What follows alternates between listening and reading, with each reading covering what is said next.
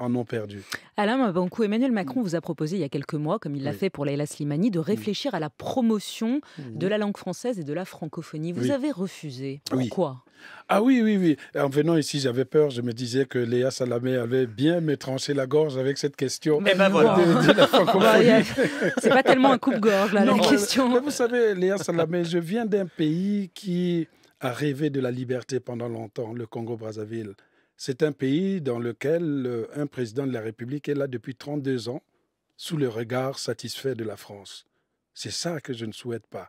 Et moi, on me demande d'aller être celui qui va travailler à la rénovation de la francophonie et de la langue française.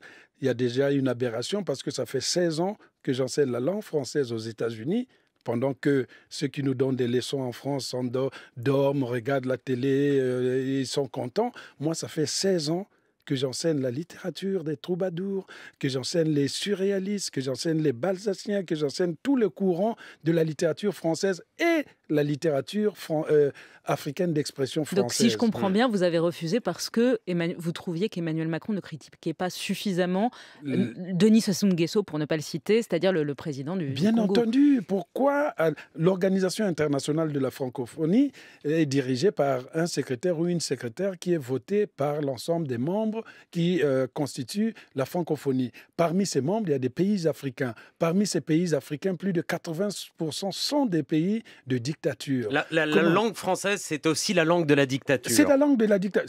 Ces Africains sont assujettis à travers la langue française. Quand on lit dans Les Cigognes sont immortels, cette sorte de combat même que je mène contre la post-colonie, ce qui s'est passé après les colonisations. Parce que les Blancs, une fois qu'il est parti, nous pensions que nous avions toutes les libertés. Mais on a assisté aux assassinats les plus crapuleux. Mehdi Ben Barka du côté de l'Afrique du Nord, Oumniobé du côté du Cameroun, Thomas Sankara du côté du Burkina Faso, Marie Ngouabi du côté du Congo-Brazzaville.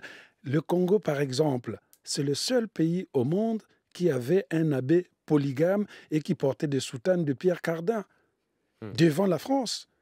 C'est la France qui a posé l'abbé Fulbert Youlou à l'intérieur, au pouvoir au Congo-Brazzaville. Je le dis dans le livre. Il y a une certaine histoire. On pense que c'est l'histoire du Congo qui se trouve dans mon livre, mais en lisant Les Cigognes, on voit concrètement aussi l'histoire de la France. Vous avez les Bob Denard. Pourquoi la France est allée intervenir Pourquoi la France est intervenue à la guerre de Biafra alors qu'elle n'avait jamais colonisé la francophonie, c'est quoi? C'est la langue de tout ça? C'est un concept néocolonialiste ou c'est autre chose? La francophonie, je le dis toujours et toujours, est la continuation de la politique étrangère de la France par une voie détournée tant qu'elle ne deviendra pas une francophonie des peuples. Je souhaite qu'on vote les secrétaires de l'Organisation internationale francophonie par les peuples. France Inter, il est 8h30.